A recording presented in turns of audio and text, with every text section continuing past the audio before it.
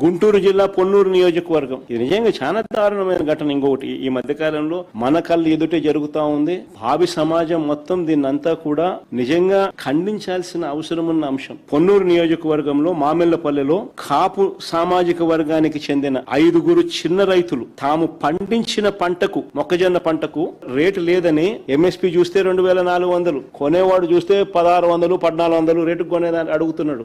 Rate లేక వాళ్ళు వాళ్ళ గోడౌన్ లో, చిన్న గోడౌన్, అదే సైజు కూడా, గోడౌన్ సైజు కూడా ఎవరైనా చూస్తే ఆశ్చర్యపోతారు, చిన్నది. ఆ 5 మంది రైతులు అది వాళ్ళ ఊర్లోనే వాళ్ళ గోడౌన్ లో వాళ్ళు పెట్టుకున్నారు రేటు లేక. అది మా అంబటి మురళి ఇంటి పక్కన, అలాగే ఆయనది అదే ఊరు, ఆయన కాపు సామాజిక వర్గమే. దీనిలో తప్పు ఎక్కడ జరిగిందనే అనేదానికి అవకాశమే లేదు.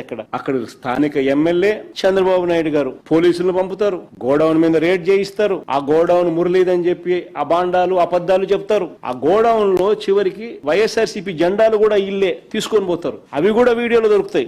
ఇల్లే వైఎస్ఆర్సీపీ సంబంధించిన కండువాలు, ఇటువంటి జెండాలు ఇల్లే పెడతా ఉన్నారు. మొక్కజొన్న నిల్వ చేశారంటూ గోడౌన్ సీజ్ చేసినారు. నాకు ఆశ్చర్యం అనిపిస్తుంది. సీజ్ చేయడం ఏంది స్వామి? రేటు లేక పెట్టుకున్నారాడా? నువ్వు రేటు ఇచ్చి తీసుకుంటావేమో, బంగారంగా తీసుకోరాదు. వాళ్ళు అదే అడుగుతా ఉన్నారు. వాళ్ళు దాన్ని ఎందుకు కొనుక్కుంటారు? కొనుక్కొని ఏం చేసుకుంటారు? వాళ్ళు నిల్వ చేసి ఏం చేసుకుంటారు దాన్ని? నువ్వు 1400 ఇస్తున్నావు కాబట్టి 2400 రావడం లేదు కాబట్టి వాళ్ళు గోడౌన్ లో పెట్టుకున్నారు. అది వాళ్ళ గోడౌన్ లో, వాళ్ళ ఊర్లో, చిన్న గోడౌన్ లో. ఆ రైతులు వాళ్ళంతకు వాళ్ళు ఏం తప్పు చేసినారు? గోడౌన్ సీజ్ చేసేసినారు. ఆ రైతులకు ఈరోజు పంట లేదు. వైఎస్ఆర్సీపీ నాయకులు పోతున్నారు, గోడౌన్ చూస్తున్నారు. వెళ్తే ఆడోళ్ళు, అక్కడ కాపు సామాజిక వర్గానికి సంబంధించిన ఆడోళ్ళు, ఆ రైతన్నలు వచ్చి విషయాలని చెప్తా ఉంటే వాళ్ళను పోలీసులు ఏకంగా తాడుతో కట్టేస్తున్నారు. అసలు సోషల్ మీడియాలో చూస్తే జంగల్ రాజు కాకపోతే ఏంది స్వామి ఇది?